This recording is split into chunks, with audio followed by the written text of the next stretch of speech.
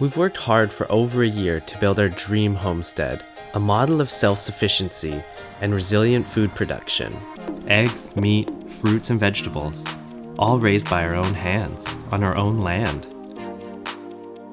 Now, we're shutting it all down. Local food has always been a passion of ours.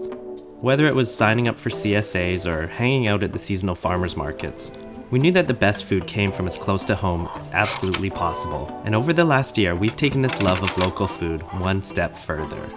We've invested heavily in establishing our own extremely productive homestead on less than 1 acre in the Pacific Northwest. And although we grew up as just a couple of clean-cut kids from the suburbs, we really jumped in head first. It all started with just a few chicks, picked up from a farmer friend down the street. These chickens proved to be the metaphorical gateway drug, quickly growing into a flock of 14.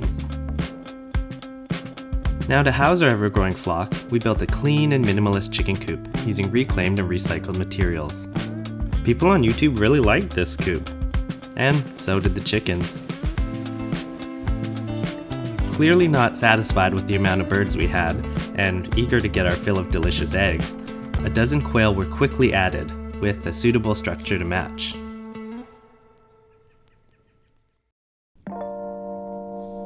And as is usually the case with these things, serendipity introduced 2 young bunnies into our homestead. Having been posted for weeks on the local classified ads, another family had had too many bunnies to care for and were struggling to even give these little ones away. Don't tell the vegans, but this became the catalyst to our constantly expanding meat rabbit colony. One side effect of raising rabbits for food was the near constant presence of adorable baby bunnies. Aw, so cute! Before I started homesteading, I never realized that despite being the same species, egg-laying chickens and chickens you eat for meat are actually entirely different breeds. Well, that's a thing. And thus, 25 meat birds entered our home via express airmail. And like all animals, they needed a suitable home, resulting in our lovely A-frame build. That was a lot of birds at once. Thankfully, they've since all entered the great freezer in the sky.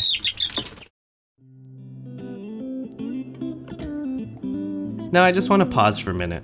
I hate to give off the impression that we're a bunch of meat-loving carnivores here, so I feel obliged to point out the bounty of fruits and vegetables harvested from our garden and our community.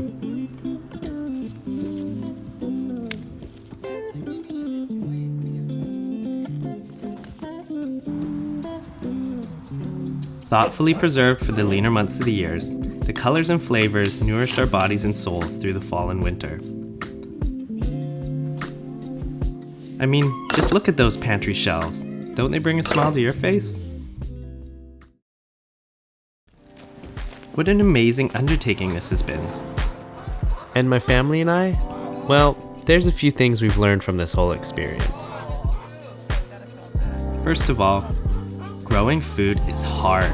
Investment in materials and feed quickly adds up, and the man hours required to stay on top of it all is absolutely phenomenal. This is so yucky. And it needs to be changed like every day, twice a day if it's too cold. The upside of this is that every morsel of food that made it to our plates was full of the satisfaction and knowledge of all our hard work that went into it. It's incredibly hard to let food go to waste when you can appreciate how much of your hard-earned time and money went into producing it. Death is real. Death in Western cultures is always lurking behind the shadows, something that is there but never talked about. Nothing, and I mean nothing, brings death to the forefront of your mind than having to put a baby chick with a crooked beak and failing to thrive out of its misery. And when it comes to harvest time, well, it takes a deep understanding of the cycle of life and death and a strong sense of gratitude to make the decision to take another animal's life to feed your own. I just want to say, I am not pro or anti-meat consumption, but I think it's incredibly important for anyone that chooses to eat meat to come face to face with the animal that will become food. Out of sight and out of mind can lead to so many atrocities in this world, but knowing that my animals were raised with a level of care and respect, not counting one bad day, helps me come to terms with that aspect of my omnivorous life. Life becomes life. If anything, that daily reminder of life and death has really been a catalyst for us to be making such a big change. I mean, suppose we were to leave this world tomorrow or next week. Is this how we would spend our remaining days? Don't get me wrong, homesteading has been a blast, seriously. But 50 plus more years of the same thing in this same place, that's just not it for me right now. More than anything else, leaving our property for more than a day has proven extremely challenging. We love to be spontaneous, going on weekend trips and overnight camping adventures on a whim. But organizing house sitters and ensuring everything is safe and secure while we're away, it's a burden that ultimately results in us just never leaving. It's not that we're sick of homesteading or resentful of the animals. Absolutely not. But we're also not ready to be tied down yet either. There's a whole world of experiences out there for both ourselves and our children. Growing up on a small rural island, it has its perks. It's a strong sense of community, an overall general feeling of safety, and overwhelming beauty. But it's also limiting when the cost and time associated with getting off island means, well, we just rarely venture beyond these shores. We're craving new experiences and new opportunities, and the time to do it, it's now. While our health is still good and while the kids still want to hang out with us. Because we all know that might not be the case forever. We're setting off to explore the idea of living somewhere new, somewhere different, and somewhere that will challenge us in new and interesting ways. We don't know where that is, but we're ready to find out.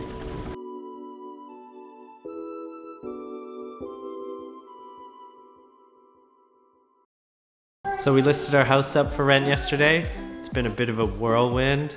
We have 3 families coming today to check it out. Yeah, anxieties are high. And I think because it is such a big thing for us, like a big change that we're going through, I think tensions are just a little bit higher than normal. That's okay, we're gonna work through it.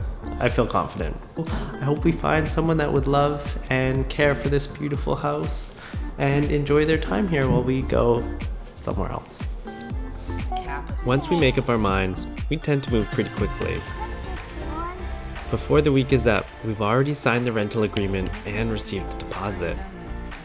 We found a great new family who will live in this house and enjoy the property with their young children, while we set off in search of something else. We're not really sure what's going to happen next, but wherever we end up, it won't be here.